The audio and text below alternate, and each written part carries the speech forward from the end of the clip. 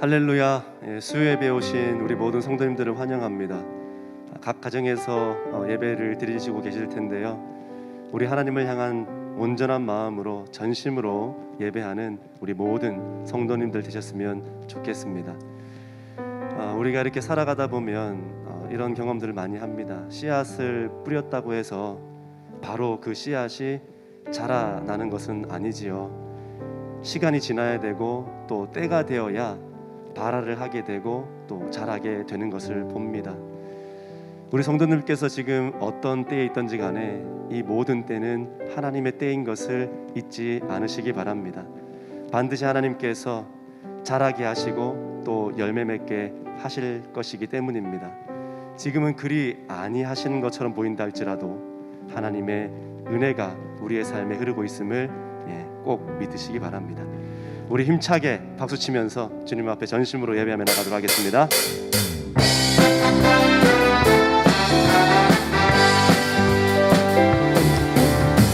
그리 아니하실지라도 감사해요. 주님 뜻을 믿기 때문이죠. 그리 아니하실지라도 아니하실지라도 사랑해요. 합력해서 선을 이루어요. 언제나 나를 향한 신실한 사랑, 우리를 향한 그 크신 사랑,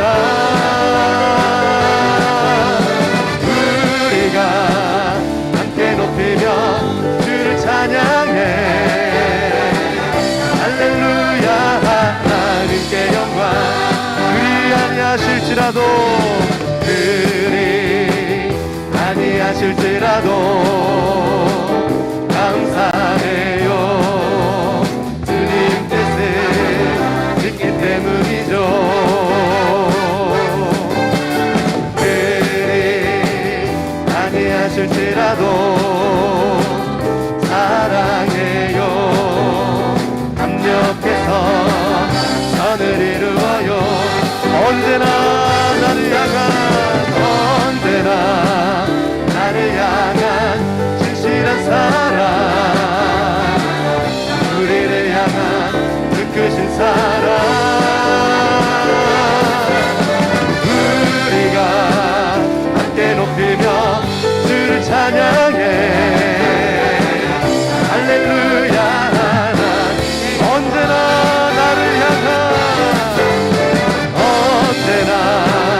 나를 향한 진실한 사랑, 우리를 향한 그 크신 사랑, 우리가 함께 높이며 주를 찬양해. 할렐루야.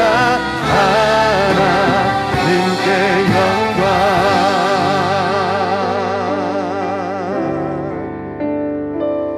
저 장미꽃 위에 있을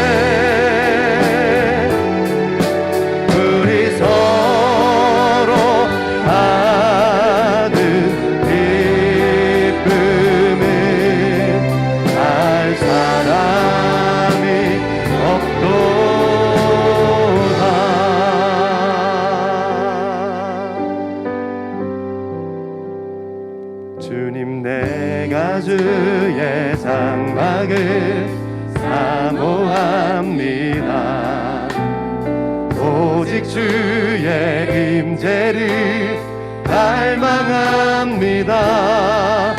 주의 집에서의 하루가 다른 곳의 첫날보다 좋으니 주 사랑 안에 머물며 사랑 노래하. 우리 한 번 더요. 주님 내가 주의 장막을, 내가 주의 장막을 사모함. 오직 주의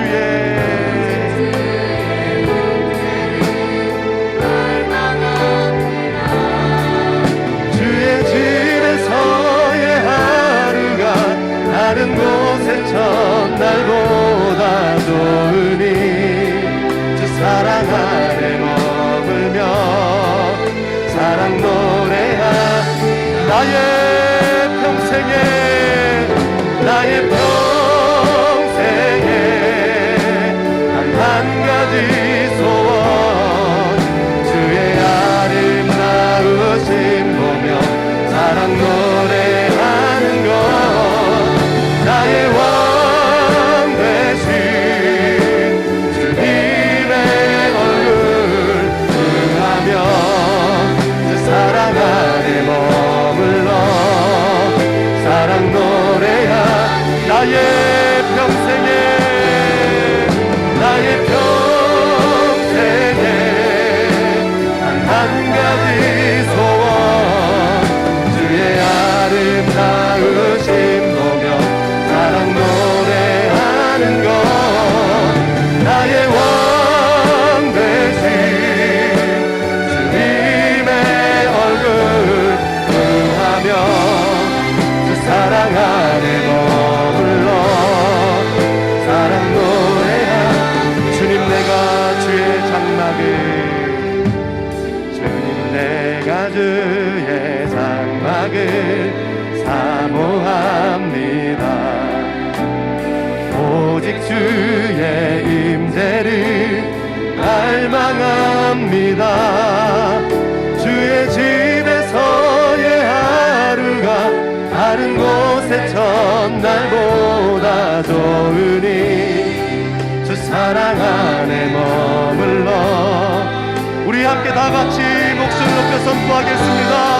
나의 평생에 단 한 가지 소원, 주의 아름다우신 보며 사랑 노래하는 것. 나의 왕 되신 주님의 얼굴 구하며 주 사랑 안에 머물러 사랑 노래하. 나의 평생에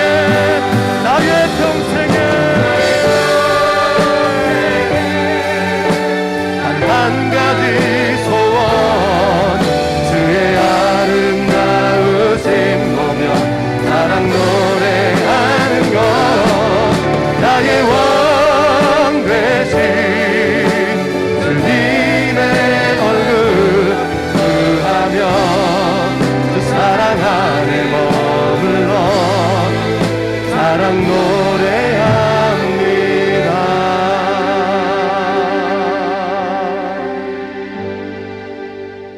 사랑하는 하나님, 우리가 어떤 때에 있더라도 주님 사랑하는 것이 변하지 않기를 원합니다. 이런 일 저런 일들 때문에 하나님을 향한 마음이 이리 흔들리고 저리 흔들리지 않기를 원합니다. 주여, 이 때를 더 주님을 사랑하는 때로 만들게 하여 주시옵소서. 더 주님을 따르는 때로 만들게 하여 주시옵소서.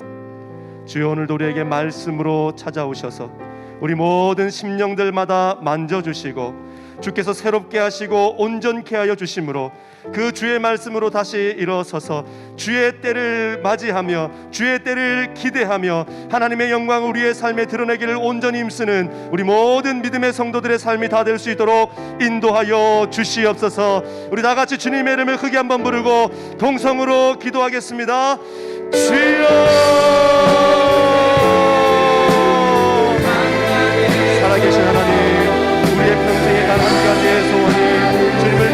사랑하는 것, 주님을 더욱 닮아가는 것, 주님을 위하여서 우리의 모든 삶이 드려지는 것, 이런 삶이 우리의 삶이 다 될 수 있도록 인도하여 주시옵소서. 우리가 어떤 때를 만났던지 간에, 우리가 어떤 때이든지 간에 하나님의 이 때를 통하여서 주님을 향한 우리의 마음이 흔들리거나 변하거나 달라지지 않도록 인도하여 주시옵소서. 더 주님을 사랑하는 대로 만들게 하여 주시옵소서. 더 주님을 따르는 대로 만들게 하여 주시옵소서. 더 주님께 영광 돌리는 대로 만들게 하셔서 우리의 모든 삶이 하나님께 온전히 영광 돌리며 주님의 뜻을 이루어내는 삶이 될 수 있도록 함께 하시고 은혜를 더하여 주시옵소서. 주님 우리의 평생이 주님을 더 닮아가며 하나님의 뜻을 구하며 주님께 영광 돌릴 수 있는 우리 모두가 될 수 있도록 인도하시고 역사하여 주시옵소서.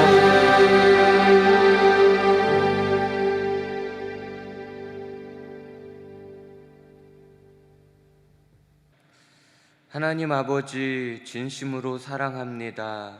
참으로 의지합니다. 우리의 연약함을 불쌍히 여겨주시고 우리를 긍휼히 여겨 주시옵소서. 하나님을 향해 이 시간 전심으로 예배하겠사오니 우리의 예배를 기쁨으로 받아 주옵시고 고난 중에 있는 우리 성도님들 모두에게 말씀의 자리로 인도하여 주시고 믿음 위에 굳게 설 수 있도록 역사하여 주시옵소서. 믿고 감사드리며 모든 영광을 주님께 올리며 예수님의 이름으로 기도드리옵나이다. 아멘. 오늘 주실 하나님의 말씀은 마태복음 14장 25절부터 33절까지 말씀입니다. 그리고 고린도후서 6장 8절에서 10절까지의 말씀을 이어보도록 하겠습니다. 먼저 마태복음 14장 25절부터 33절까지 우리 같은 목소리로 합독하도록 하겠습니다.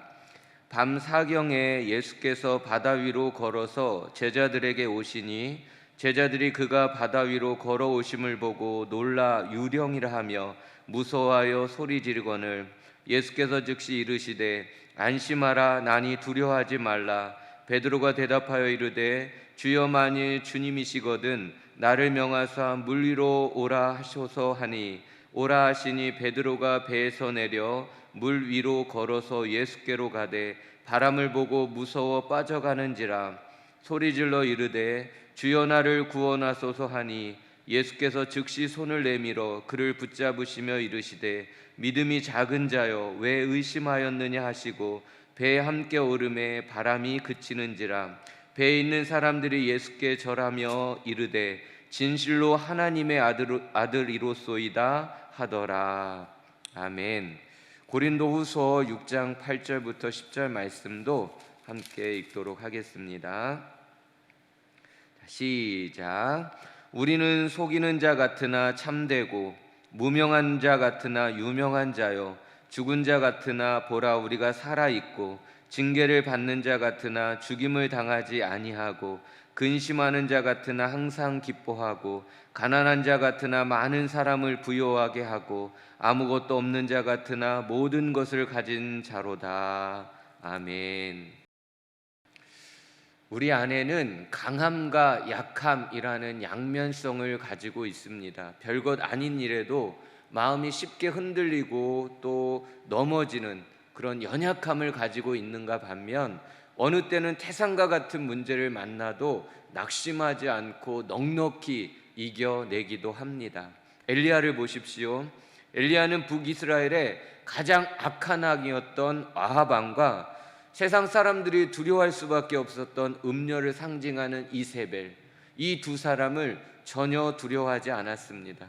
850명의 거짓 선지자들의 목숨 건 기도 싸움에서도 조금도 겁먹지 않았습니다. 하나님의 말씀이 그에게 임했고 그가 하나님의 말씀에 붙들려 있었기 때문에 사람도 상황도 두려워하지 않을 수 있었던 것입니다. 그런데 얼마 후 엘리야는 무너집니다. 너를 죽이겠다라는 이세벨의 말 한마디에 두려워서 벌벌벌 떨게 되었던 겁니다. 하나님의 말씀보다 사람의 말이 더 크게 그에게 마음에 와 닿았던 겁니다. 하나님을 바라보던 시선을 놓치고 직면한 환경과 상황이 너무도 크게 보여졌던 것이지요. 겁에 질린 엘리야는요, 국경을 넘어 남유다로 도망을 갑니다. 얼마나 두려웠던지 광야로 숨어 들어가서 로뎀 나무 밑에 엎드려 하나님께 차라리 나를 죽여달라고 하소연하며 그렇게 청하기도 합니다. 얼마나 연약한 모습입니까? 엘리야에게는 강함과 약함, 이 양면성이 다 있었다라는 것이지요. 그는 언제 강했습니까? 하나님을 바라보며 말씀에 순종할 때 엘리야는 참 강했습니다. 능력의 종이었죠. 그런데 언제 연약해졌고 언제 넘어졌습니까? 환경 보았을 때, 그리고 환경 보고 행동했을 때 그는 넘어지고 말았습니다. 하나님을 바라보지 못하고 현실의 파도를 보고 그렇게 무너지고 만 것입니다. 무엇을 보느냐가 이렇게도 중요하다라는 말입니다. 마태복음 14장은 오병이어의 기적을 경험하고도 예수님을 하나님의 아들로 믿지 못하는 제자들에게 일어난 사건을 소개해주고 있습니다. 예수님께서 깨달음 없는 제자들에게 훈련시켜주기 위해서, 믿음이 뭔지를 알려주기 위해서 재촉을 합니다. 배를 타고 가버나움으로 건너가라 제자들을 먼저 보낸 것이죠.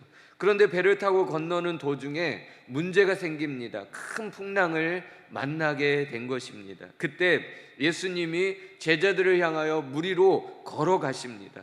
제자들은 그 모습을 보고 유령이다라고 무서워합니다.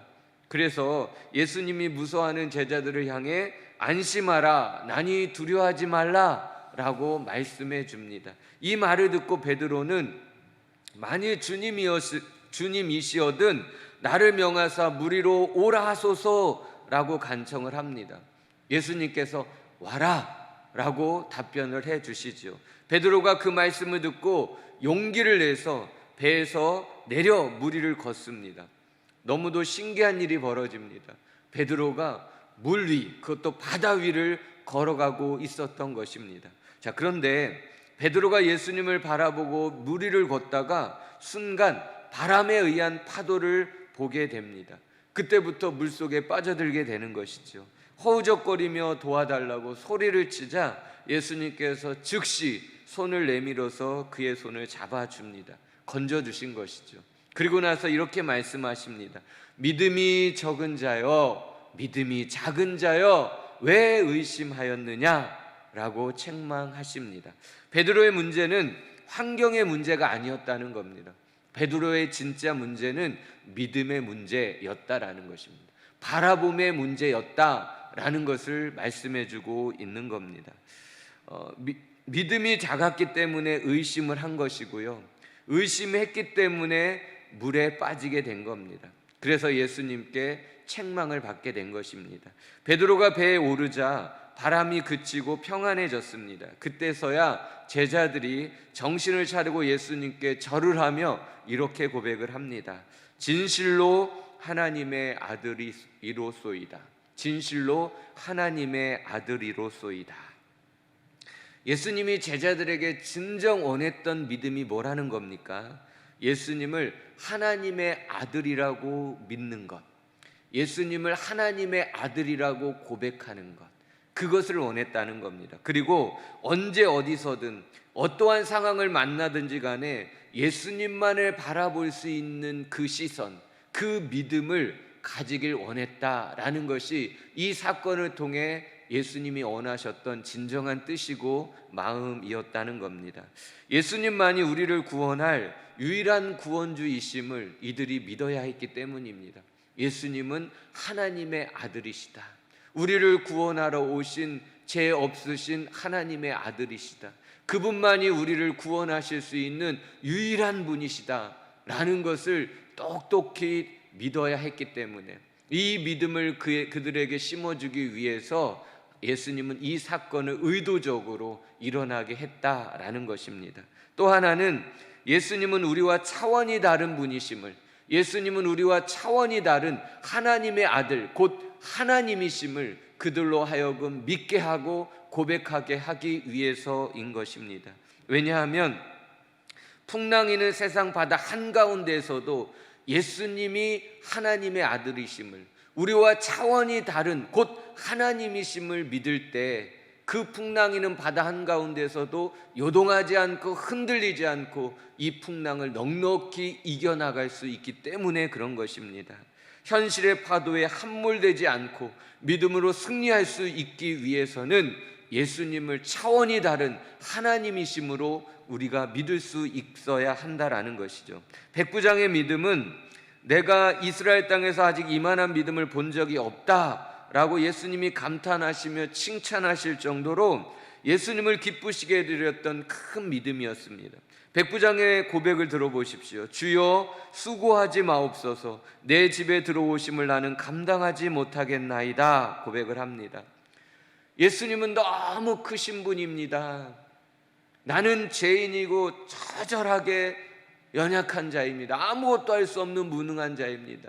나의 작음을 그리고 예수님의 크심을 진심으로 진정으로 고백했던 믿음의 고백, 우리와 예수님은 차원이 다른 하나님이심을 고백할 수 있었던 이 믿음을 우리 예수님이 크게 보신 것이지요.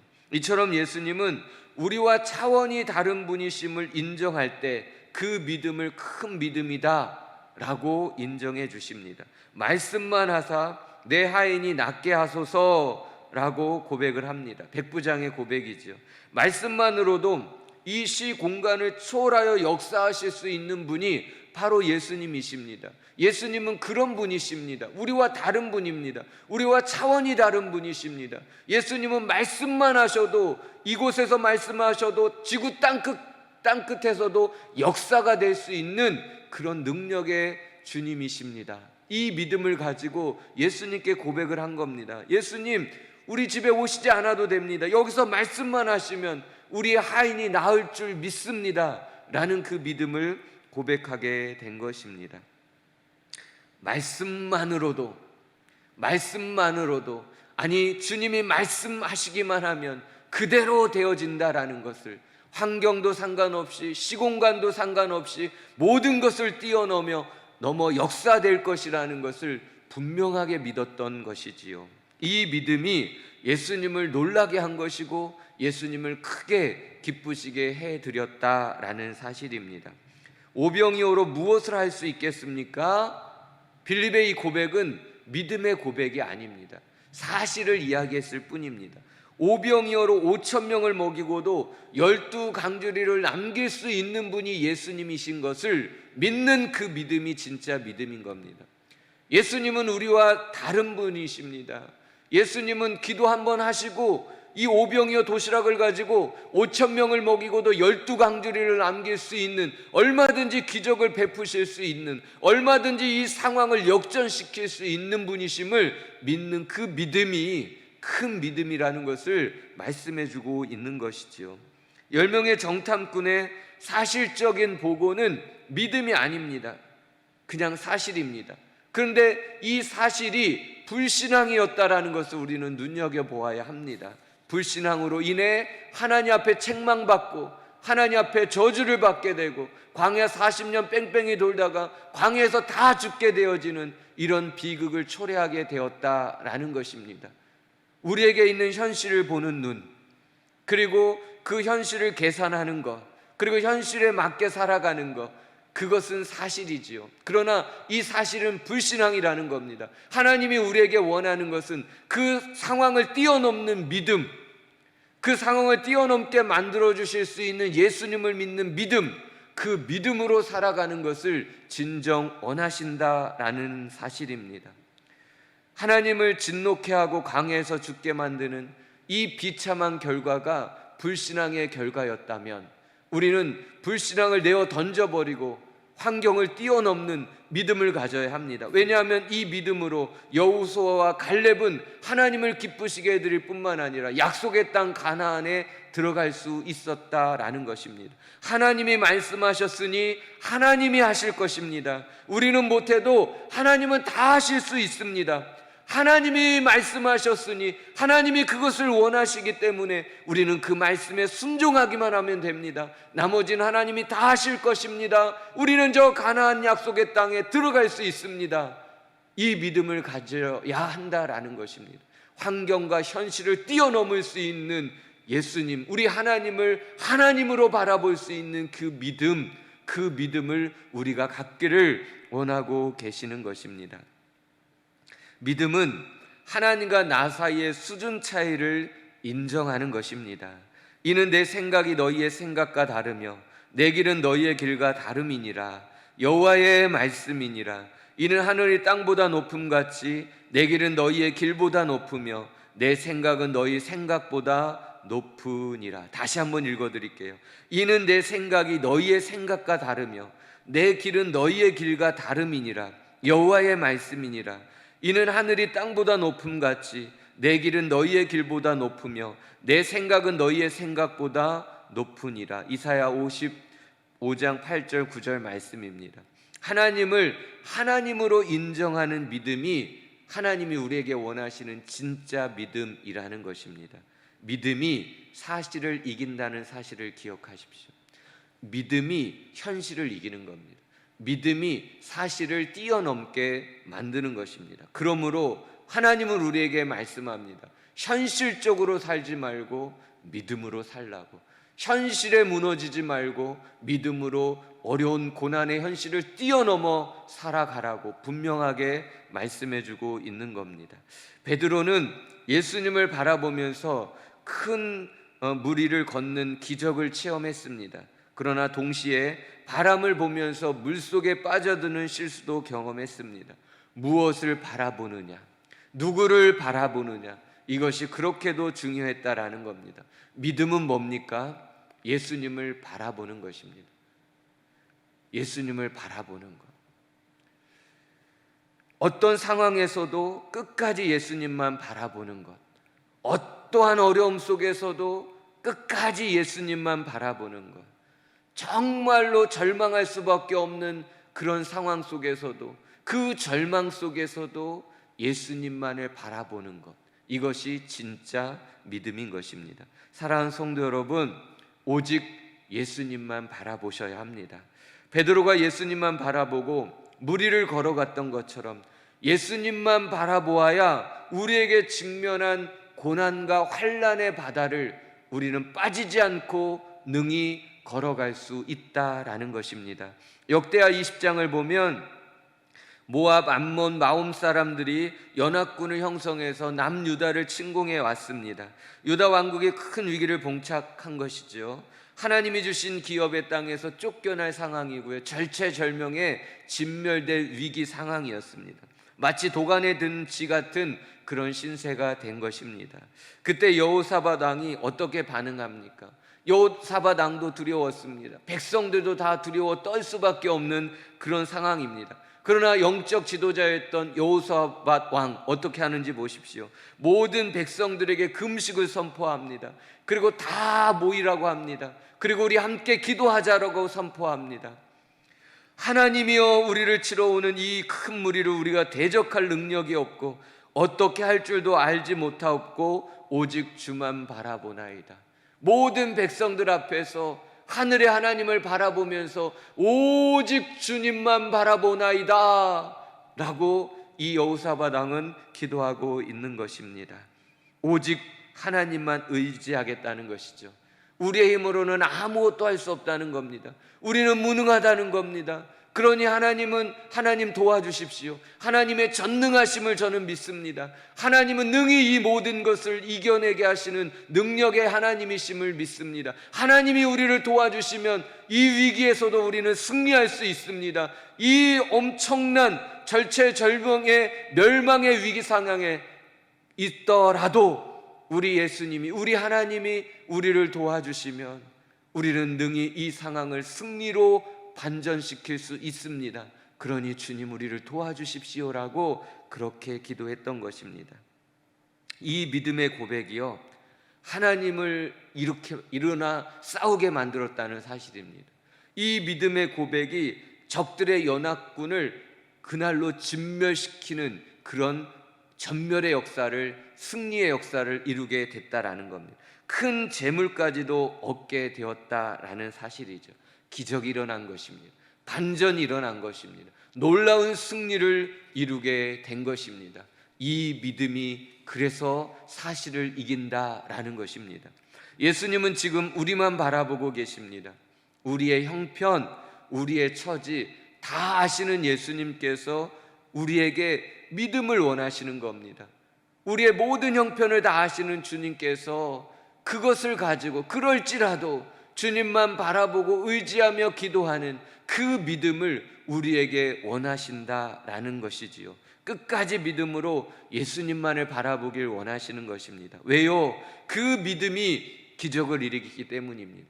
그 믿음이 상황 역전시키고 반전시킬 수 있기 때문입니다. 그 믿음이 최후 승리하며 그 믿음으로 하나님께 모든 영광을 돌려드릴 수 있기 때문에 그런 것입니다. 사랑하는 성도 여러분, 꼭 예수님만 바라보십시오. 또 한 가지 우리가 알아야 되는 것은 상황을 보면 넘어진다라는 겁니다. 바람을 보고 무서워 빠져가는지라. 여기서 말하는 바람은 풍랑입니다. 우리에게 당면한 고난의 현실을 이야기해 주는 것입니다. 예수님을 향해 걸어가다가 큰 풍랑이 덮치니 베드로는 본능적으로 풍랑을 바라보게 되었습니다. 우리에게 고난의 현실이 다가오면 우리는 그 고난을 볼 수밖에 없지 않겠습니까?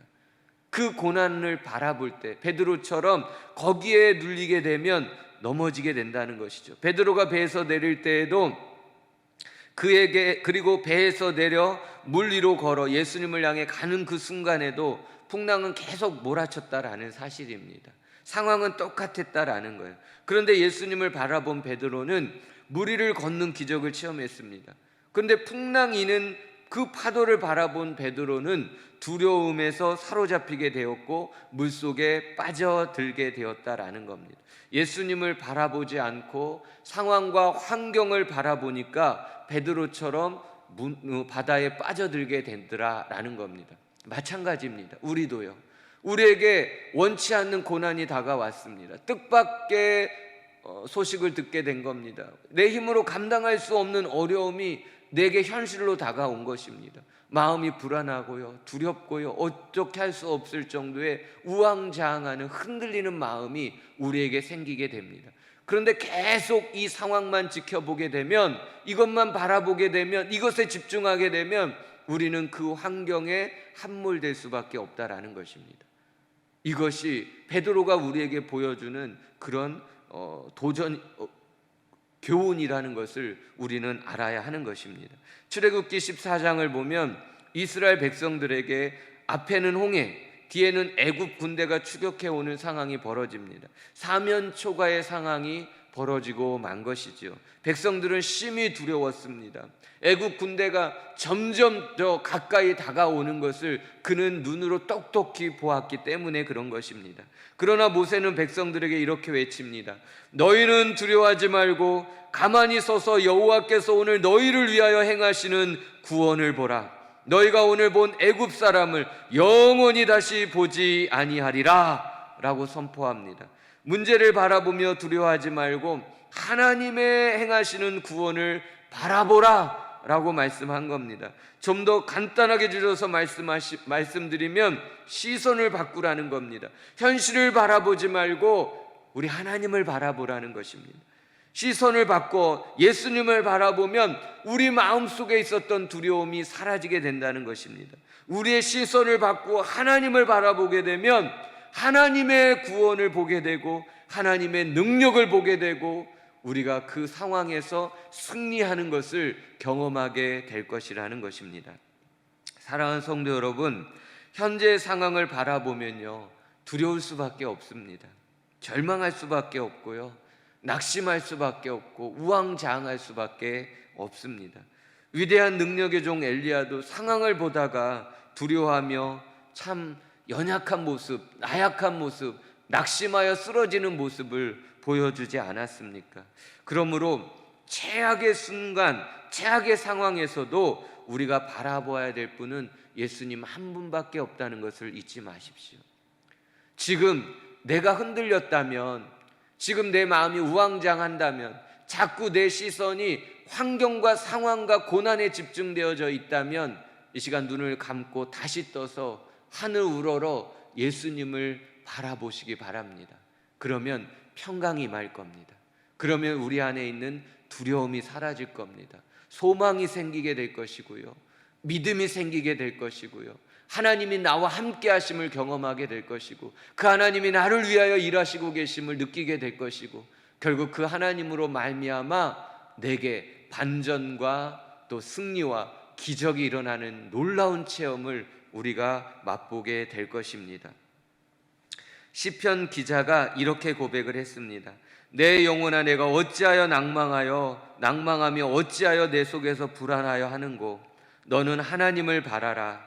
그 얼굴의 도우심을 인하여 내가 오히려 찬송하리로다. 내가 산을 향하여 눈을 들리라. 나의 도움이 어디서 올까? 나의 도움은 천지를 지으신 여호와께로소이다 라고 고백을 합니다. 사랑하는 성도 여러분, 상황 보지 마십시오. 예수님 바라보십시오. 하나님이 우리에게 함께 하시는 것을 우리가 똑똑히 믿어야 하는 것입니다. 하나님이 우리의 상황을 다 알고 계십니다. 우리의 믿음을 보고 싶어 하십니다. 믿음으로 현실을 뛰어넘는 우리 성도님들이 다 되실 수 있기를 간절히 축복합니다. 우리 한 가지 더 생각해 볼 것은요, 넘어졌을 때는 다시 주님을 바라보아야 된다는 겁니다. 우리 얼마든지 넘어질 수 있지요. 우리 얼마든지 무너질 수 있습니다. 그러나 무너진 그 자리에서, 넘어진 그 자리에서 다시 예수님을 바라보아야 한다라는 사실입니다. 소리질러 이르되 주여 나를 구원하소서 하니 예수께서 즉시 손을 내밀어 그를 붙잡으시며 이르시되 믿음이 작은 자여 왜 의심하였느냐 하시고 라고 말씀합니다. 우리가 조심해야 될 것은 풍랑을 만나는 것이 아닙니다. 풍랑 때문에 예수님을 바라보지 않게 되는 것, 이것을 우리는 조심해야 되고 이것을 우리는 유념해야 하는 것입니다. 예수님을 바라보며 물 위를 걷던 베드로는 기적을 체험했습니다. 그러나 풍랑을 바라보는 순간 두려움에 사로잡혀 물속에 빠져들게 되었다는 사실입니다. 물에 빠진 베드로는 소리를 질렀지요. 하나님, 예수님께 기도를 한 겁니다. 주여 나를 구원하소서, 주여 나를 구원하소서. 예수님이 그 기도 소리를 듣고요, 즉시 손잡아 주셨다는 사실, 그가 구원받았다는 사실, 그 죽음의 문턱에서 회복되었다라는 사실을 성경은 우리에게 분명하게 말씀해 주고 있습니다. 넘어지셨습니까? 걱정과 두려움에 사로잡혀 계십니까? 너무도 불안하십니까? 세상 유혹에 마음이 흔들리십니까? 사람 때문에 상처받고 마음이 괴로우십니까? 이럴 때 우리가 해야 될 가장 중요한 일이 있습니다. 베드로처럼 예수님을 향해 소리를 쳐야 되는 것입니다. 주여 나를 구원하소서, 주여 우리를 살려주시옵소서. 우리는 힘을 모아 예수님을 다시 바라보면서 이 구원의 기도를, 이 회복의 기도를, 이 은총의 기도를 올려드려야 하는 것입니다. 그러면 예수님께서 지체하지 않으시고 즉시 손을 내밀어서 우리를 붙잡아 주실 것입니다. 마귀는요, 어떻게 하든지 우리로 하여금 예수님을 바라보지 못하게 만듭니다. 상황을 바라보게 만드는 거죠. 상황에 집중하게 만드는 겁니다. 그래서 낙심하게 만들고 좌절하게 만들고 두렵게 만드는 겁니다. 사람을 보며 두렵게 만들고요, 그리고 시험에 빠지게 만듭니다. 사단의 관계한 속임수에 넘어지면 안 됩니다. 그래서 어떤 상황에서도 주님만 바라보셔야 되는 것이죠. 주님만 바라보는 것, 이것이 믿음인 것입니다. 사랑하는 성도 여러분, 우리의 눈은 지금 무엇을 보고 계십니까? 우리의 눈을 들어 주님을 바라보고 계십니까?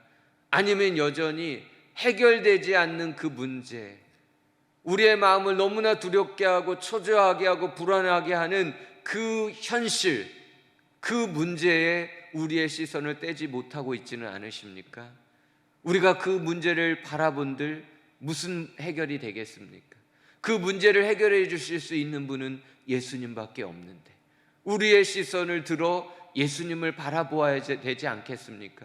그 예수님께 우리의 문제를 드리면서 우리의 문제를 해결해 주실 분은 예수님밖에 없다라고 고백하며 우리의 무능함을 인정하고 하나님의 하나님 되심을 인정하고 우리 주님께 우리를 도와달라고 구해야 되지 않겠느냐라는 것입니다. 우리가 믿음의 눈을 들어 주님을 바라보고 있다면 이 풍랑이는 환경 속에서도 우리는 베드로처럼 무리를 걷게 될 것입니다. 우리의 어려운 이 현실, 이 고난의 현실을 우리는 넉넉히 고난 위에서 뛰어가듯 걸어가게 될 것이라는 말입니다.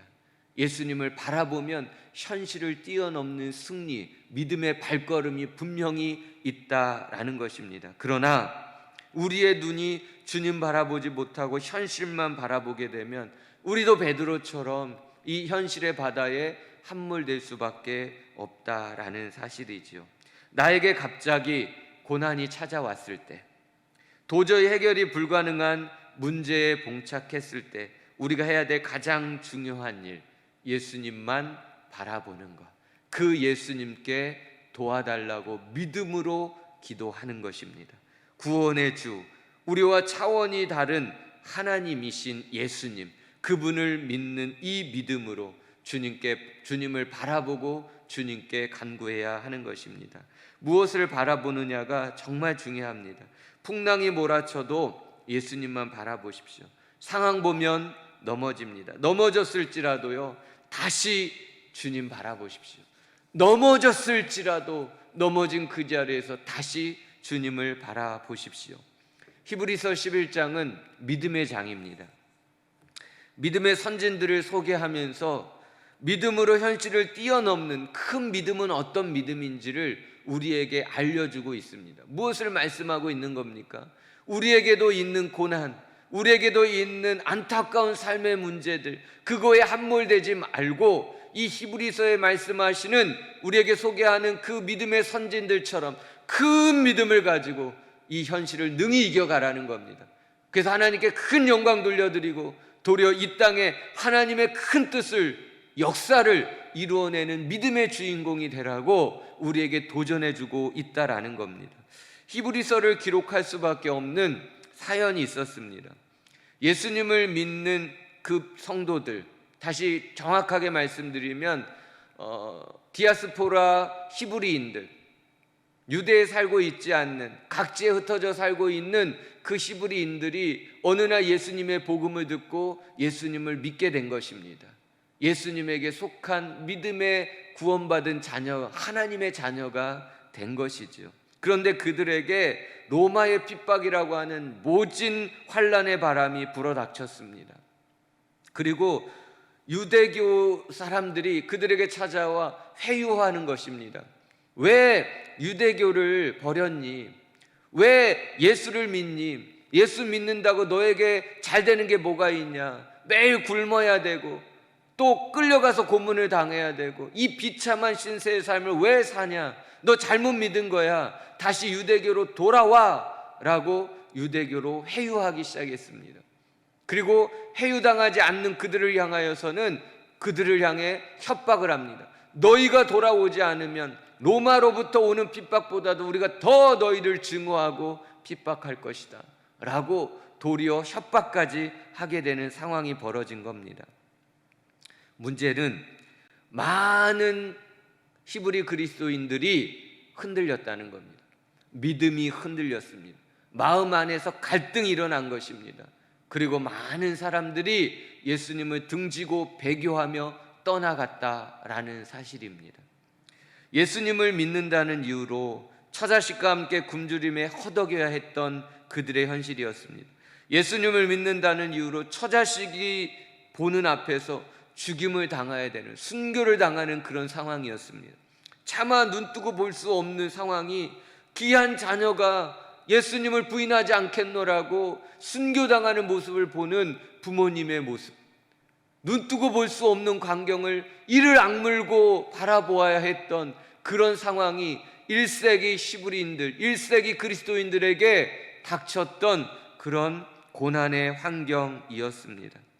예수님을 믿는다는 이유로 이들은 기꺼이 그 고난의 파도에 내 인생의 목숨을 예수님만 바라보고 믿음으로 내어 던졌다라는 사실입니다. 믿음이 없었다면요, 어림도 없는 일이지요.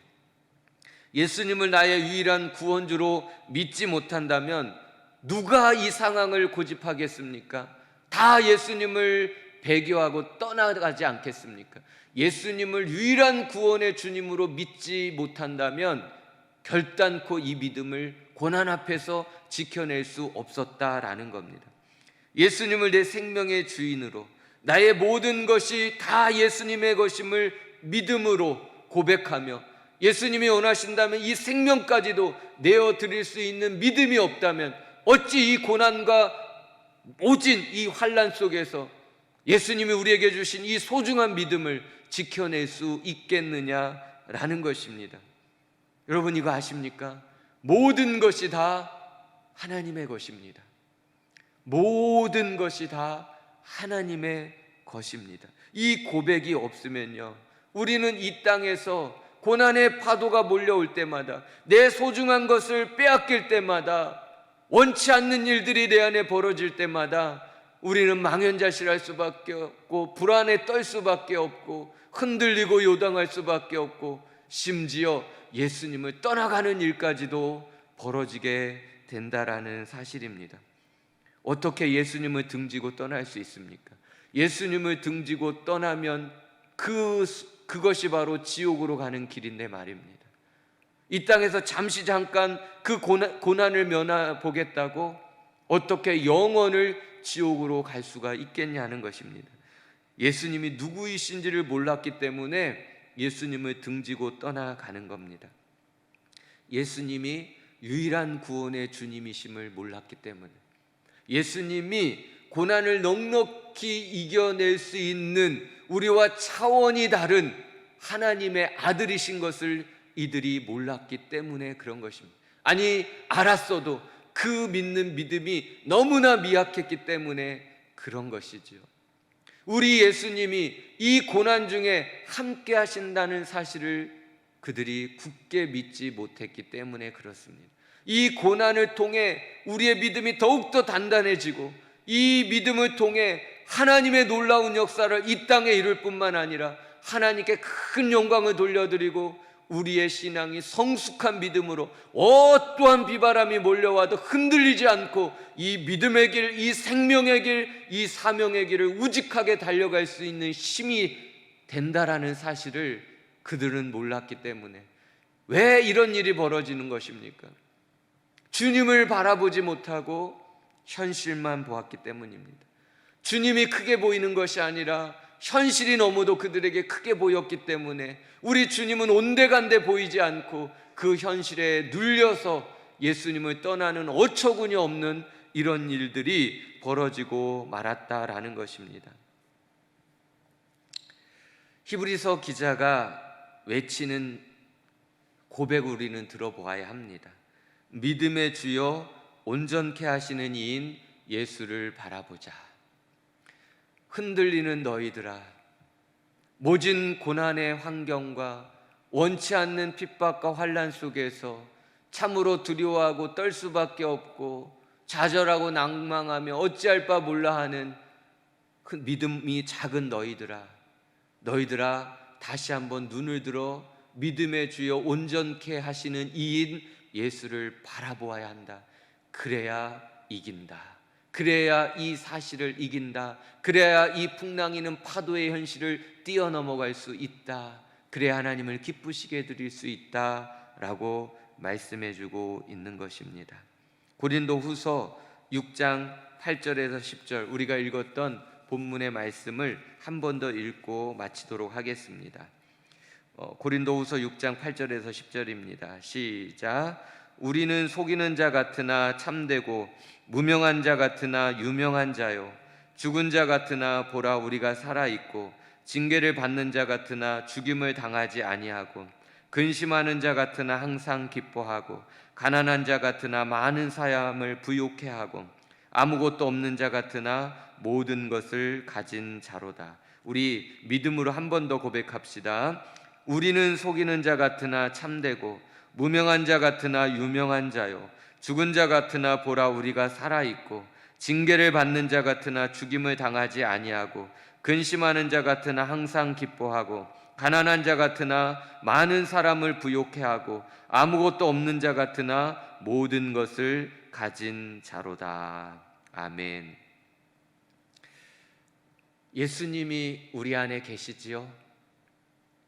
우리가 예수님 안에 속해 있지요? 우리는 예수님의 사람이지요?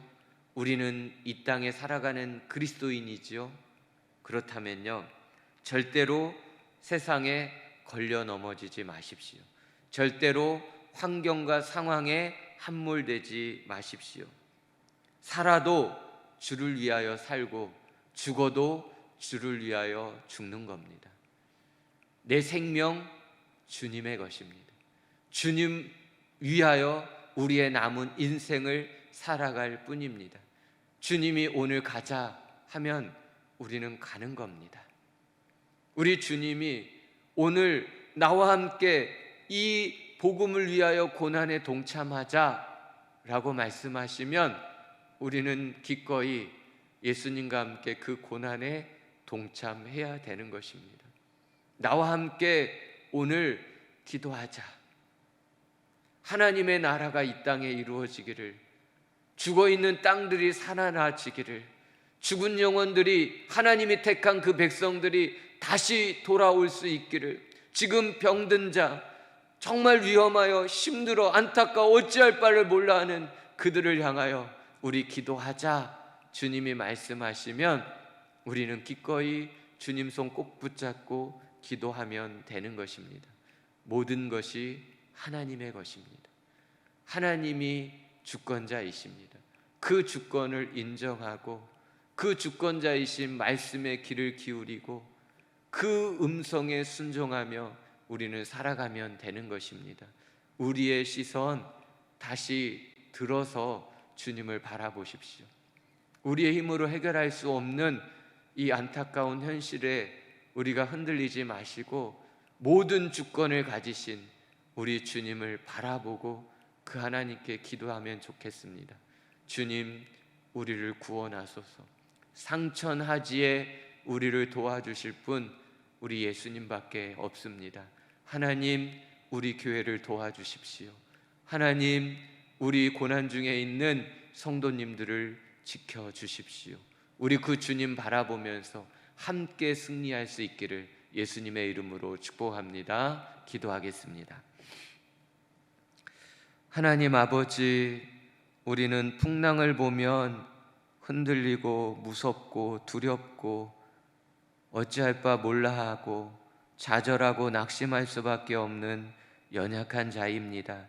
그러나 우리의 눈을 들어 전능하신 예수님, 하나님의 아들이신 예수님, 우리와 고난 중에도 함께 하시는 예수님, 우리의 고난을 선으로 바꿔주시는 그 예수님, 우리 인생의 절대 주권자이신 그 예수님을 바라보게 되면 우리의 마음은 평안하고 우리의 마음은 쉼을 얻고 우리에게 주어진 모든 환경 속에서 믿음으로 주님 바라보며 승리하게 될 줄 믿습니다. 하나님 간청합니다. 고난 중에 있는 우리 성도님들을 지켜주십시오. 그 몸에 있는 질병 주님께서 피 묻은 손 얹어주셔서 치료하여 주시고 속히 일어나 우리 함께 예배 드릴 수 있도록 하나님께서 은혜를 베풀어 주시옵소서.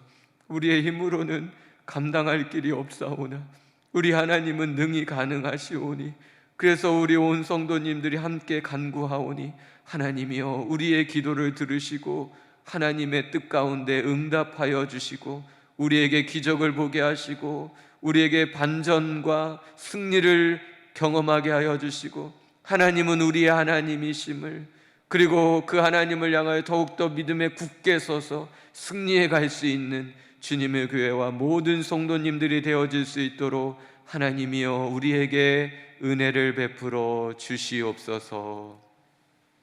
지금은 우리 주 예수 그리스도의 은혜와 우리 하나님 아버지의 영원하신 사랑하심과 성령님의 교통, 위로, 충만하심이 우리의 연약한 모습, 환경보다 쓰러졌던 모습, 이 말씀 붙잡고 다시 한번 깨달아 믿음의 주여 온전케 해주시는 예수님만 바라보며 예수님께 모든 것을 맡기고 간청하며 예수님과 함께 모든 성도님들과 함께 이 고난의 때를 승리로 이루어 나가기를 원하는 모든 성도님들과 우리 주님의 교회 위에, 특별히 고난당하고 계신 우리 성도님들과 가정 위에 이제로부터 영원토록 함께 계실지어다. 아멘.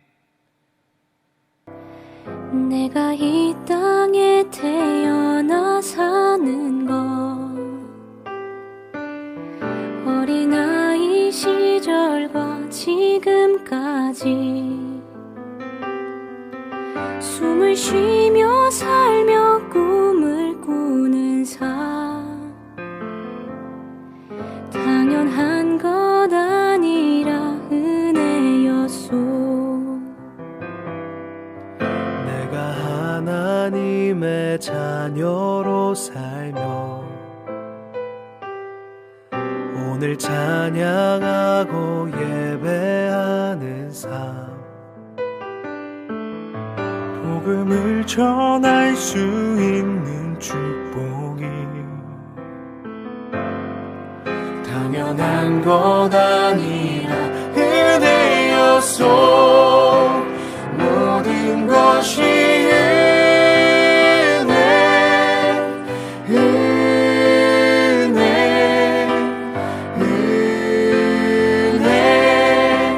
한없는 은혜. 내 삶에 당연한 건 하나도 없었던 것을 모든 것이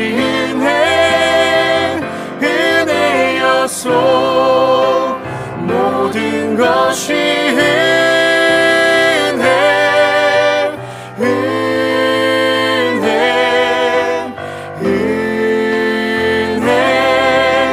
한없는 은혜. 내 삶에 당연한 건 하나도 없었던 것을 모든 것이 은혜였소. 모든 것이 은혜였소. 모든 것이 은혜.